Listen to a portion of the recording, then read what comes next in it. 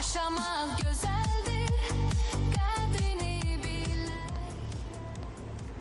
Hər vaxtınız xeyir olsun. Hər kəsi xoş gördük. Yaşamaq gözəldir də yeni bir həftə başladı. Hər birimiz üçün uğurlu həftə olsun, sağlam həftə olsun. Sağlamlıq xəbərləri alaq, xoş xəbərlər eşidək. Kimlər ki, həyəcanla hər hansı bir analizinin cavabını gözləyir. İnşallah gözlədiyiniz o nəticələr yaxşı olsun. Gözəl xəbərlər eşidəsiniz və bundan sonra da heç olmasa can sağlığınızın qeydinə layiqincə qalasınız.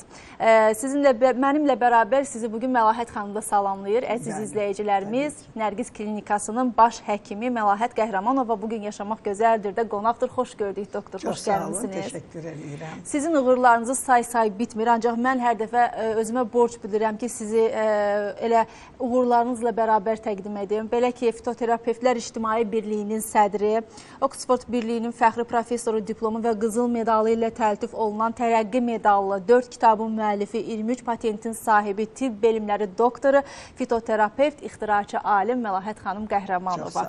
Və təbii ki, bütün bu nailiyyətlərin arxasında uğurlar dayanır. Bu uğurlarda biz mütəmadi olaraq istər mən, istər digər həmkarların verilişlərdə yayımlayırıq ki, izləyicilərimiz xəbərdar olsun. Doktor, son paylaşımı paylaşmışam.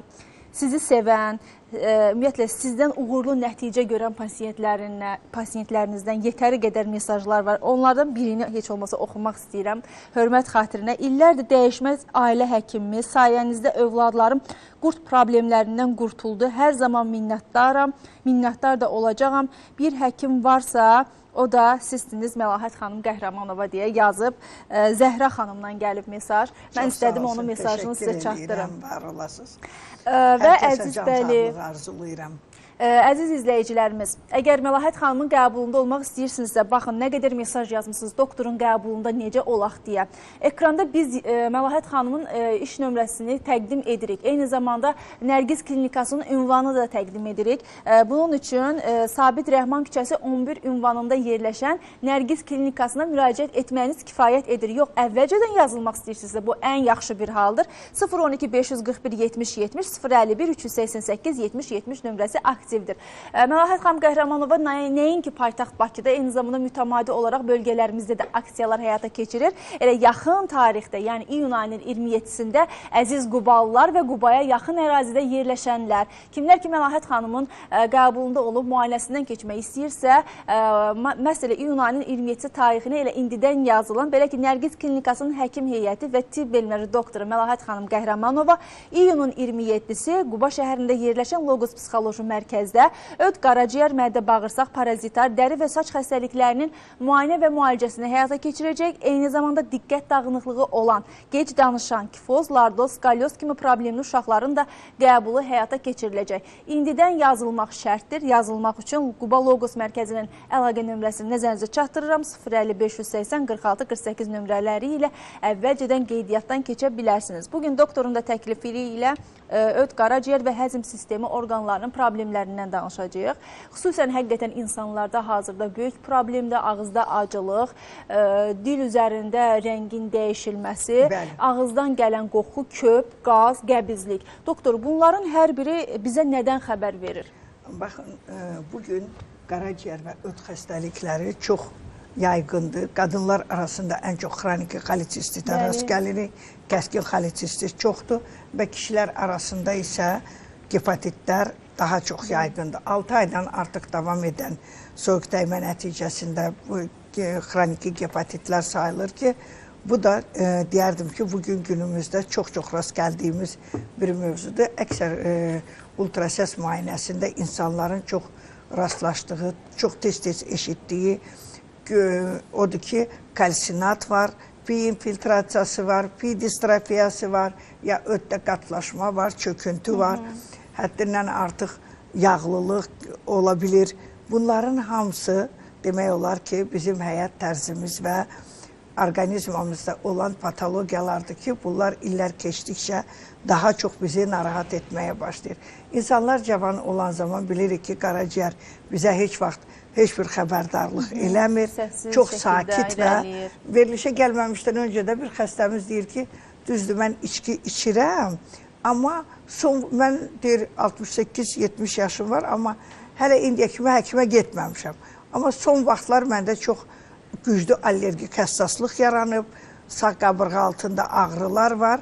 Mənim kişilərə ilk sualım odur ki, içirsinizmi? Dedi, bəli, içkidən sonra belə hallar olur. Alkoqol o vəziyyəti salıb. Bəli. Alkoqollu içkiləri qəbul edən insanlarda bunlar qaçılmazdır. Əsas 4 amil var ki, qaraciyər xəstəliklərində başlıca yer tutur. Bunlardan birincisi deyərdim ki, hepatitlərdir, viruslardır, bakteriyalardır, infeksiyalardır, parazitar xəstəliklərdir ki, bunlar qaraciyəri yüklür. Kobud qida, həzm olunmayan, normal bişməmiş qidalar, həyat tərzi bunun özü də bir faktdır ki, qaraciyərə mənfi təsirini göstərir. Üçüncü deyərdim ki, medikamentoz müalicələr. Medikamentoz müalicələr nədir? Həddindən artıq iynə, dərman alan, həddindən artıq gündəlik tabletkalardan çox istifadə edən insanlardır ki, bunlarda da təbii ki, çox yüklənmə olur, qaraciyərin toksik təsiri artır, belə hallarda allergik həssaslıq arta bilir. Qaraciyərin funksiyası orqanizm üçün çox önəmlidir və daxili mühitin sabit saxlanmasında qaraciyərin birbaşa rolu var. Qaraciyərin funksiyası o qədər mükəmməl orqanizmamızı idarə edir ki, bütün zərərli maddələrin zərərsizləşdirilməsində qaraciyərin birbaşa rolu var. Həmçinin də bundan başqa qaraciyərin funksiyası, laborator funksiyası olmaqla yanaşı bizim vitamin depomuzdur. Vitamin deposu nədir? Bizim yediyimiz qidaların, natural qidaların depo olaraq saxladığı qaraciyərdir. Sintetik içdiyimiz vitaminləri qaraciyər qəbul eləmir və çox vaxt bir müddət qalır. Sonradan qaraciyər yüklənməsi olur və baxırsan ki, qaraciyərdə o depo yoxdur. İstər feretin dəmir olsun, istər məsələn minerallar olsun, istər vitaminlərin əksəriyyəti olsun. D vitaminini hər kəs içir, dəmir preparatı içir insanlar. Bir müddət keçir, analiz verir, yenə həmin vəziyyətdir. Ona görə həmin vəziyyətdir ki, qaraciyər onu sintetik dərmanları depo eləyib qəbul eləmir. Bəs nə edək, doktor? Necə qəbul edək? Bax, mənim özümdə də natural müalicələr çox önəmlidir. Yediyimiz qidalar, natural qidalar, qidalandığımız hər bir qida öz, demək olar ki, orqanizmdə öz vitamin balansını tənzimləyə bilir. Həmişə mən bunu demişəm, bugün də demək istərdim. Baxın, biz Sovetlər dönəmində çox vaxt kaloraj hesablayırdıq ki, gündəlik qida rasionundan sən nə ala bilərsən? Hansı vitamini gün ərzində nə qədər qəbul eləməlisən? Hansı mineral sənin bədənində nə qədər olmalıdır? Əgər gündəlik tələbatı biz ödəmiriksə, təbii ki, o vitamin defisiti yaranır bizdə. Bəzən xəstələr uzun müddət buna diqqət eləmir və sonradan o zaman narahat olurlar ki, bunlarda hər hansı bir xəstəlik baş verir. Qaraciyərin ödüm funksiyası, mədə bağırsağın funksiyası dəri üçün çox önəmlidir. Bugün xanımlar da, bəylər də, hər kəs estetik əməliyyatlara, estetik görüntüyə, xarici görünüşə çox diqqət yetirir. Mən indi qısa da olsa vurğulamağa çalışacağım ki, bağırsaqların fəaliyyətinin normal olmaması öd və qaraciyərdən asılıdır. Həzm sistemi orqanları bir-biri ilə çox əlaqəlidir. Burada əgər biz qaraciyərimizdən danışırıqsa, qaraciyərdə uzun müddət lazım olan minerallarla, vitaminlərlə zəngin qida yoxdursa, qaraciyərin təbii ki, zəifləməsi müşahidə olunacaq. Keyfiyyətsiz qidalar bizə istədiyimiz o balansı vermir. İstər saçın tökülməsi, istər dəri xəstəliyi, istər mədə bağırsaq, istər zob olsun, istər böyrəklərin funksiyası olsun. Hər birində düzgün qida rasionu önəmlidir. Mədə bağırsaq sistemində düzgün qidalanma olmadıqda, təbii ki, xəstədə o dediyimiz narahatçılıqlar ola bilər. Xəstə gəlir, deyir ki, köpüm var, qəyirmən var, ürək bulanmam var, dərim çox solğundur, dərimdə ləkələr var. Mən gedirəm, məsələn, deyir, flakonlarla vitamin D içirəm, mənim qaraciyərimdə heç bir problem yoxdur, amma depo olmur, məndə yoxdur vitamin D. Bilirsiniz, natural qida hansılarda daha çox var D vitamini? Yumurtada az da olsa var. Qoyunun quyruğunda daha çoxdur. Son vaxtlarda mən bunu tez-tez vurğulayıram. İnsanlar bəzən fikirləşir ki, getdim bugün bayırda dönər yedim, mən toxam, yemişəmsə hər şey normaldır. O keyfiyyətsiz qidadır, o sənə heç nə vermir. Bəli, sağlam olmayan qidadır bu, əziz Bəli. izləyəcəm. Hər dəfə deyir Məlahət xanım Bəli. bunu efirdə. Bunun üçün sizin normal qida rasionunuz olsa, soğandır, göyərtidir, meyvə tərəvəzdir, bunları bol-bol istifadə edin. Mövsümü tut bu saat Bəli. olan vaxtı. Bunları çox istifadə etmək lazımdır. Bəzən adi bir meyvə bizə bir böyük balans verə bilir. Hətta mən xatırlayıram, bizim evdə ağsaqqallar, ağbirçəklər meyvədən biz indi düzdür sevirik mürəbbələr bişirilsin, ondan çay içək. Onlar elə təbii meyvələri ağacdan dərirdilər. Hər zaman süfrədə olurdu və çay içən zaman o təbii meyvələrlə o çay içirdilər. Məsələn, gilanları Quru çaya meyvələrdə, əlavə bəli, edirdilər. onları çayın içərisinə Bəli. atıb içməyi mən də Bu sevərəm. çiyələyin, doktor, mən də nənəmdən, babamdan gördüklərimi deyirəm, saplağını heç zaman bizim evdə atmırdılar. Onu Bəli. qurudurdular, çay dəmlənəndə mütləq dəmin içinə daxil Bəli, əlavə kiçik edirlər. uşaqlara malinanın Bəli. dediyiniz kimi çiyələyin yarpaqlı o atılan hissəsi ki Bəli. var, burası kötü hissəsi də. Bax, o malina özü də çox faydalıdır. Uşaqlarda mədə bağırsaq pozuntusu olan zaman onu qaynadıb verdikdə narın qabığıdır. Bunlar var. Məsələn, onları düzgün hazırlamaq lazımdır. Sadəcə öz yanımızdan yox da, yəni. Bəzən xəstələr onu aşırı düzgün istifadə etməyəndə effekti də normal olmur. Bəzən elə bitki çayları var ki, hətta onları durulaşdıraraq içmək lazımdır.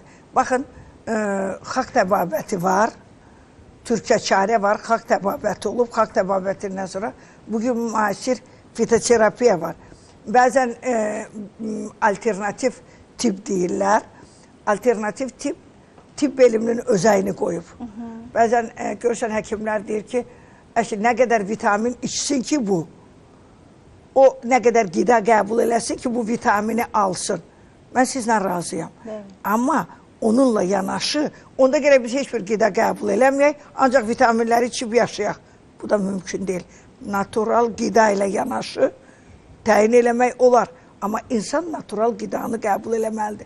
Soğanın tərkibində esterediol var. Qadın hormonudur daha çox. İnsanlar üçün, qadınlar üçün kistozlarda əvvəllər həkimlər çox qəbul eləmirdi. İndi bütün ginekoloqlar brokoliyadır, soğandır, sarımsaqdır. Bunları niyə qəbul edirlər? Xanımlarda bu problem yoxdur. Ona görə ki, onlar soğan supu da, yəni soğan supu, soğan qidası çox istifadə edirlər. Yəni, natural qida çox önəmlidir. Məsələn, xəstəliklərdə öd kisəsinin funksiyası deyək ki, pozulur. Öd kisəsində lamblioz da ola bilər, parazitlər də ola bilər. Öd kisəsi problem yaradırsa, qəbizlik yaradacaq. Əgər öddə qatlaşma var, çöküntü var, bəzən görürsünüz ki, öddə həddindən artıq, məsələn, bugün gələn xəstənin birində o qədər xırda kalsinatlar var, palçığa bənzər həkim yazıb ki, qatı möhtəviyyat var. Təbii ki, bu qatı möhtəviyyatı olan insan, çöküntüsü olan, divar qalınlaşması olan, öddə seliyin miqdarı artıqdırsa, bu xəstə heç vaxt mədə-bağırsaq sistemindən rahat ola bilməz. Ola bilər də ki, bir müddət rahat olsun. Amma illər keçdikcə qəbizlik artacaq, həzm prosesi pozulur, həzmdə iştirak edən öd turşusu normal bağırsaqlara ifraz olunmursa, normal bağırsaqlardan sorulmursa, həzm prosesi normal olmayacaq. Həzm prosesinin normal olması üçün ödün fəaliyyəti önəmlidir. Öd kisəsinin funksiyası pozulan zaman xəstələrdə nə baş verir? Dəridə öd pigmentasiyası arta bilər, xanımların əksəriyyətində.